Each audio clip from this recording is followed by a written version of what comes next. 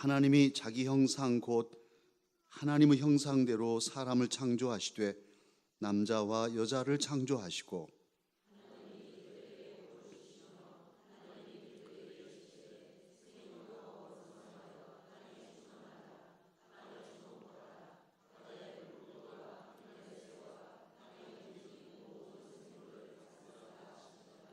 아멘. 예, 한번 따라 하십시다. 사람은 일꾼입니다. 사람은 일꾼입니다. 예, 이번에 주제를 일꾼으로 잡고 이 한 주간을 기도하며 가려고 합니다. 우리 강서교회로서는 또 중요한 시점입니다.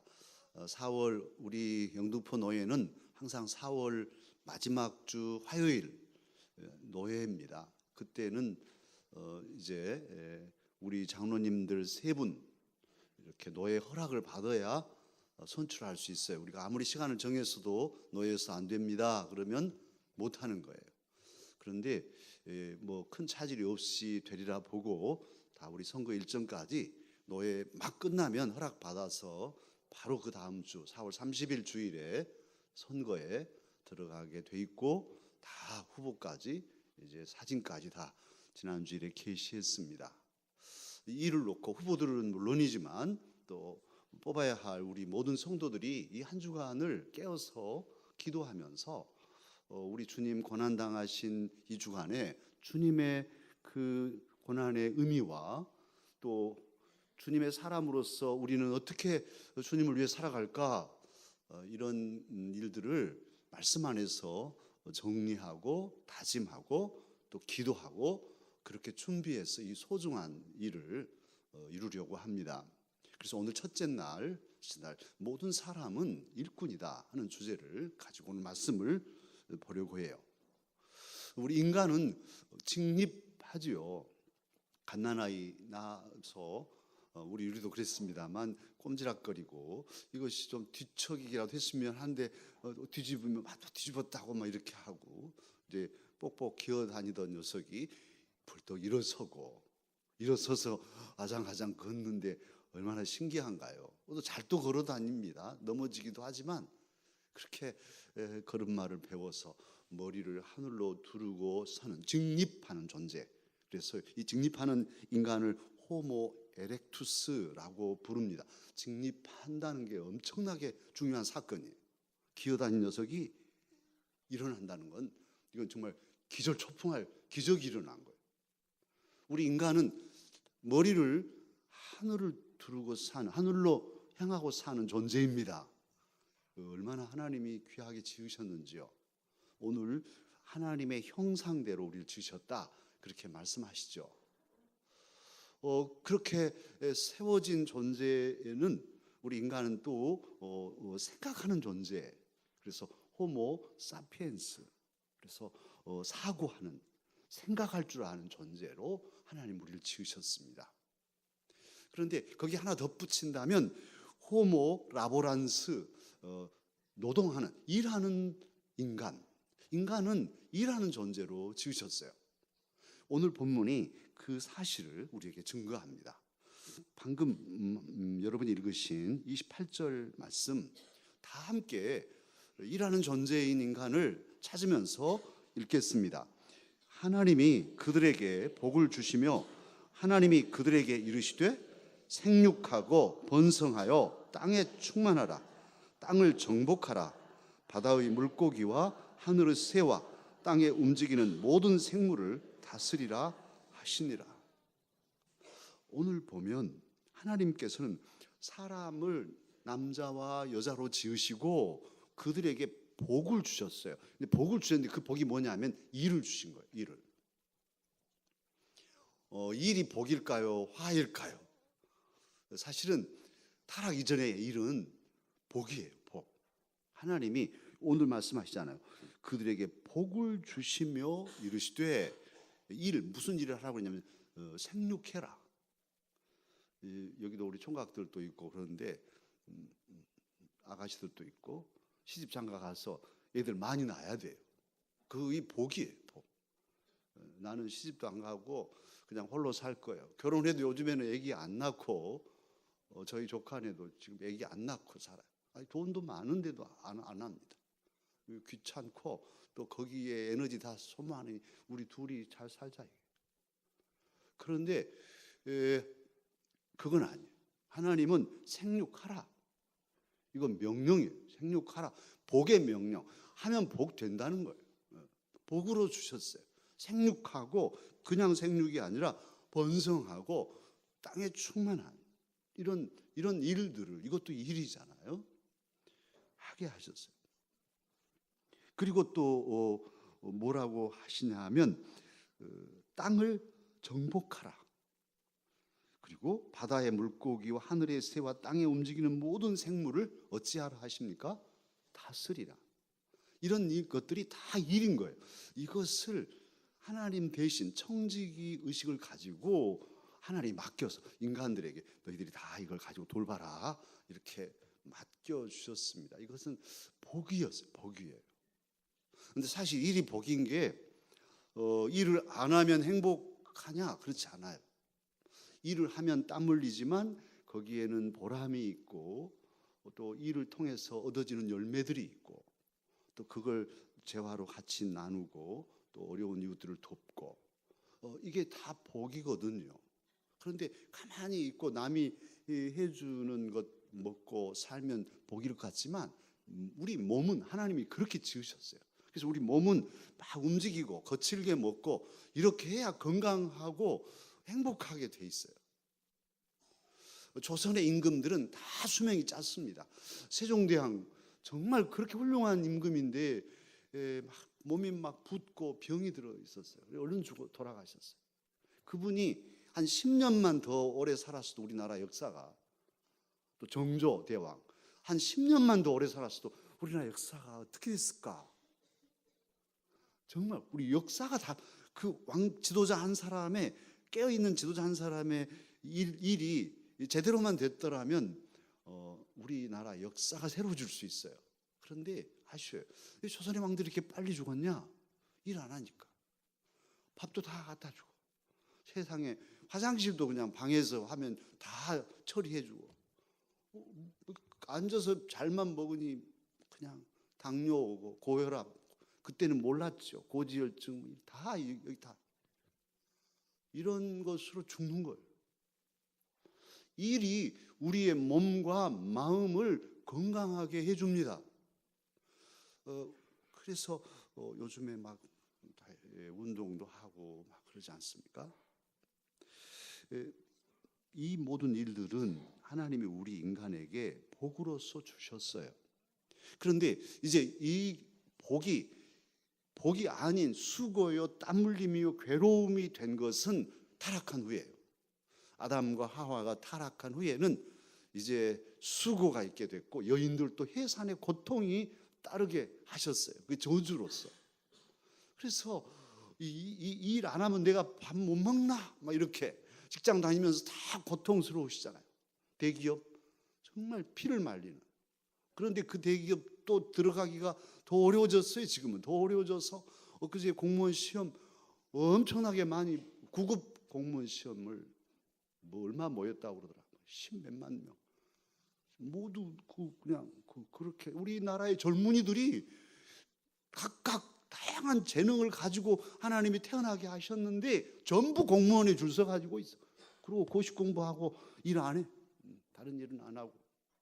그리고 전문 분야들이 다 이렇게 한쪽으로 몰리게 되잖아. 이걸 정부가, 정치란 게 뭔데요?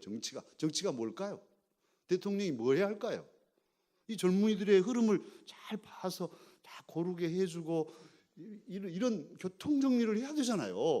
아무도 안 하고 있어. 아무도. 또 새로운 세대가 태어나지 않으면 태어날 수 있도록 어떻게 잘 태어나게 할까? 아기를 왜 잘 낳게 되나?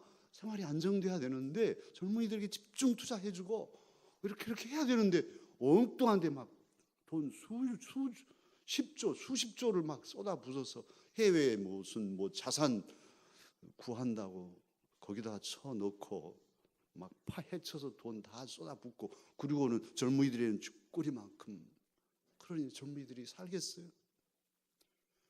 예, 이게 타락한 인간의 정치, 인간의 경제, 인간의 문화, 인간의 모든 것들이 지금 다 같이 그리 맞물려 가는 거예요. 그러니까 일이 고달픈 거예요. 쉴 틈도 없이 일해도 행복하지 않아요.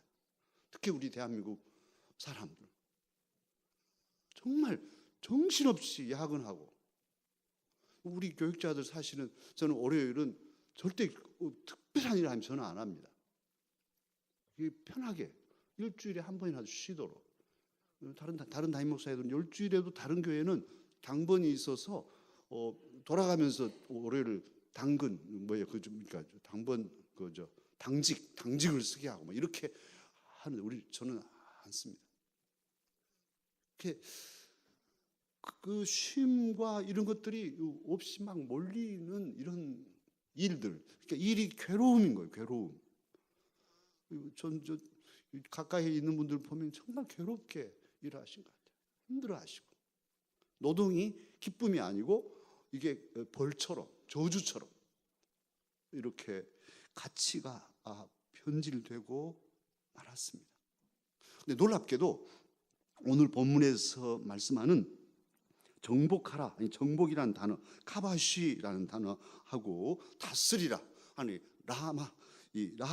라다라는 단어인데, 이게요 정복한다는 것은 종속시키다는 그런 의미가 있어요. 그래서 하나님께 이 모든 것들을 잘 종속하도록 하나님께 향하게 이렇게 해주는 정복이어야 되는데, 또 다스림, 통치도 잘 관리하는 것이잖아요. 그런데 이 카바시나 라다나 이 두 단어에 또 다른 의미가 뭐가 있냐면 짓밟다. 깜짝 놀라서 말씀 준비하면서, 그러니까 정복도 짓밟다는 뜻이 있고, 그 라다라는 이 다스리다는 단어 안에도 짓밟다는 단어가 있어요. 그러니까 정복이 잘못되면 가치가 전도되고, 타락한 정복이 되면 결국 짓밟는 거예요. 막 땅도 짓밟아버리고, 다른 나라도 막 짓밟고, 사람들도 짓밟고. 오늘도 제가 어떤 목사님께 들었는데, 그 2차 대전 때 그 히틀러 때 말이에요. 소련군이 이 독일을 진격했잖아요. 그래서 히틀러 이렇게 저갈 때, 그런데 소련군이 이 독일에 진격하면서 우리 여성들을 성폭행하고 짓밟아서 죽이고, 그 여성들이 막 자살하고, 그리고도 그렇게 폭행을 당해서 아기를 막 사산시키고 했는데도 60만 내지 80만 명을 낳았대요. 그때 임신한 여성들이. 얼마나 치욕적이에요. 적의 아이를 배에서 태어나게 해서 60만 내지 80만 명. 그때 당한 고통들을 아무도 말 안 하고, 우리나라 위안부 할머니들처럼 그 수치를 끌어안고 살았고, 콜 수상의 아내도 어린 시절에 자기 엄마랑 자기가 그렇게 당했는데, 한 엄마랑 딸이 같이 당하는 그 고통을 끌어안고 살다가 자살을 했다는 거예요.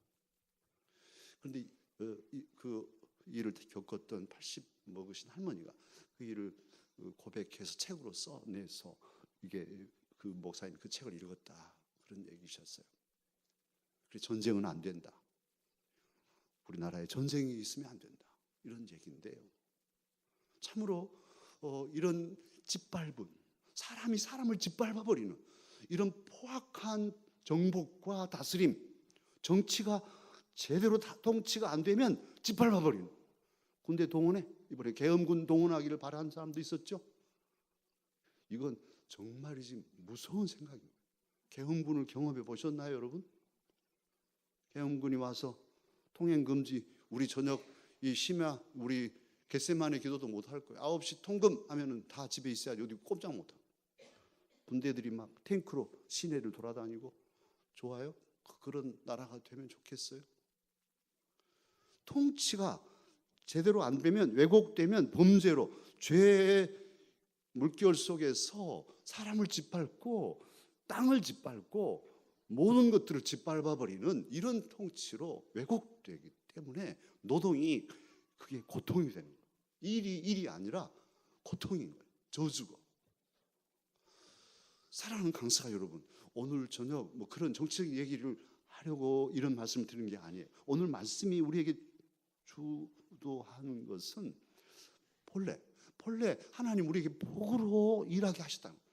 정복해라. 이것도 복인 거예요. 정복하면서 늘 기쁘고 감사하고 모든 것들이 또 정복당하는 것에 대해서 기쁘고 잘 다스려 주니까 아니 새 한 마리까지 까치들까지도 다 기뻐서 노래하는 이런 세상을 잘 인간으로 하여금 만들도록 하였는데 그렇게 되냔 말이에요. 다 왜곡시켜 버렸죠. 좋은 강들 다 파헤쳐 버리고 뭐 라떼 만들어 버리고 다 오염시키고 이건 다 인간의 욕심 탐욕 때문에 그런 거예요. 죄 때문에. 그런데 우리 주님 오늘부터 이제 한 주간 우리가 고난 주간으로 주님을 더 깊이 생각합니다. 주님은 이 땅에 오셨어요. 오신 것 자체가 고난이죠. 하나님의 아들이 사람이 된 것 그 자체가 십자가 진 것 이상의 고통이셨어요. 그런데 예수님 왕자로 태어나셔가지고 또 밥 가지고 와 그리고 뭐 다 이렇게 해주는 그런 왕실에서 사신 것도 아니고 저 나사렛 가난한 목수의 아들로 아버지 요셉 나이 드신 분이 일찍 돌아가셨으리라고 다 추정하잖아요. 동생들은 또 울레줄레 여러 동생들 나누시고 그래서 예수님 목수였어요. 목수 30살 먹을 때까지 30살 먹을 때까지 몇 살부터 집안일 도왔는지는 모르지만 아무튼 예수님은 33년을 사셨는데 11조 3년 하나님 일하고는 30년 동안은 집안일을 했어요. 그것도 목수로. 목수 일이 얼마나 힘든지 아시죠? 쉽지 않아요. 우리 박주원 장로님 목수 앞으로 이제 한옥 지으시려고 지금 한옥 학교 가시려고 해서 장로님 잘 배우셔가지고 노년에 우리들 뭐 집도 좀 지어주시라 그랬습니다. 그럴 날이 올 것 같아요. 그런데 쉽지 않아요. 이건 정말 땀 흘리고 힘든 일이죠. 그렇게 해서 예수님 하나님의 아들이신데 일하신 거예요. 이래서 동생들 먹이고 어머니 대접하고 가정을 살려냈어요. 예수님은 노동자셔요. 노동자. 일하셨어요. 일꾼. 예수님 존귀하신 하나님의 아들이 오셔서 일꾼이셨던 거예요. 목수로서. 예수 씨 와서 우리 집 좀 지어주세요. 예, 가가지고 열심히 일해가지고 그 뭐 주면 가지고 가서 또 밥 먹을 수 있도록 가족들 살리고 품팔이 하러 다니는 목수였단 말이에요. 이것은 고통이에요. 고통. 예수님도 일하셨네. 예수님도 노동자셨네. 땀 흘리셨네. 예수님 손이 어땠을까요? 목수의 손은 어땠을까? 여러분 목수의 손이 선비손처럼 가냘프게 또 뭐 로션 바르고 뭐 이렇게 했을까요? 아마 금이 쩍쩍 갈라지고 손톱 밑에 시커멓게 흙이 묻고 뭐 이렇게 됐으리라고 생각해요. 그런 예수님이셨어요. 그러면 예수님 목수하시면서 내가 목수하려고 세상에 왔나? 이러셨을까요? 매일 목수하시면서 이제 이놈의 목수질 내가 안 하면 밥 못 먹고 사나? 내가 하늘 보좌를 버리고 왔거늘 이러시면서 일하셨을까요? 그렇지 않으시라고 봐요. 우리 예수님은 목수의 일을 기쁨으로 감당하셨습니다. 확신할 수 있어요. 예수님께서는 노동을, 일을, 땀 흘림을 정말 저주의 일을 오히려 감사로 그렇게 감수하셨어요. 왜냐? 예수님은 애당초 세상에 오실 때 그 당신이 잡수신 생각이 있으니까.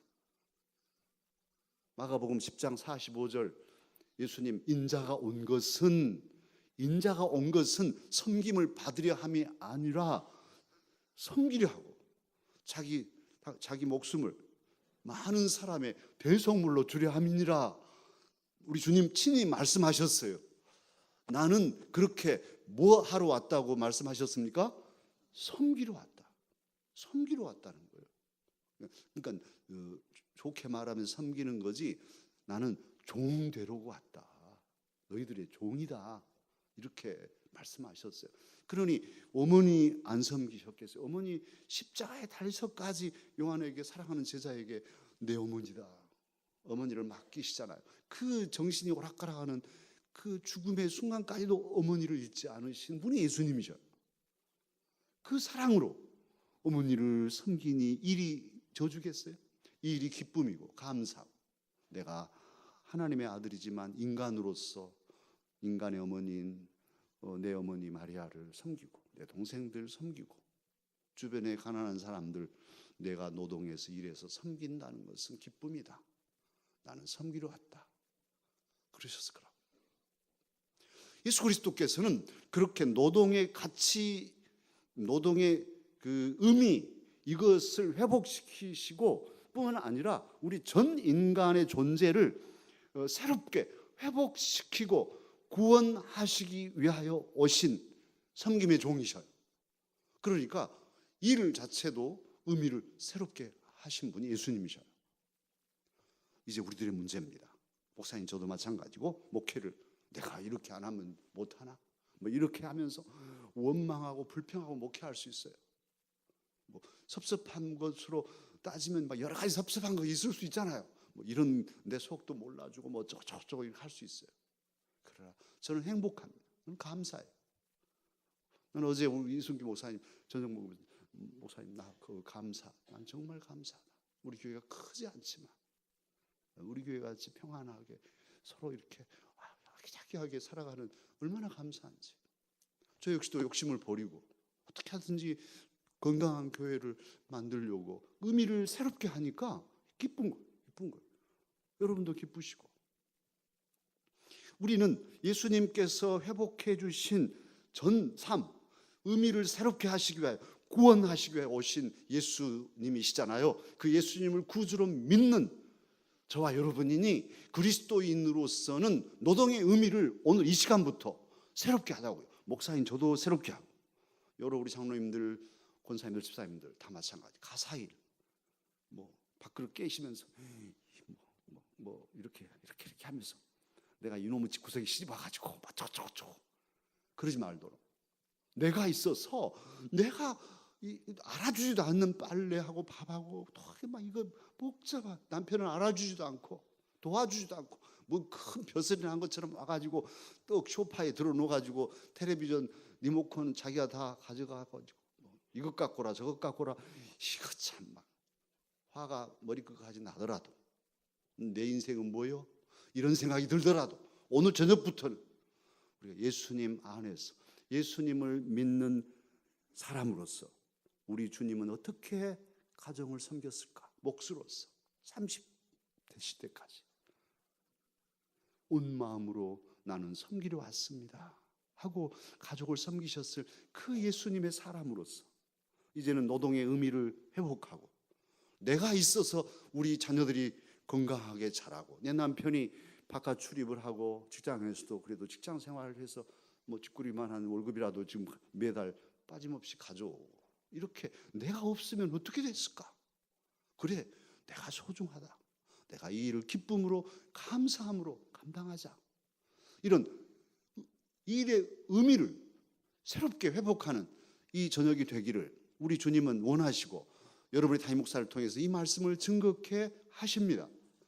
우리 예수님도 노동하셨으니 우리도 그 주님 안에서 주님이 지신 그 고난의 그 일을 고난이 아니라 감사로 감당하신 것처럼 섬기는 종으로서 기쁘게 감수하셨듯이 저와 여러분도 우리에게 주신 사명들, 주님이 맡기신 일들을 잘 감당하는, 기쁨으로 감당하는 사람들이 되십시다.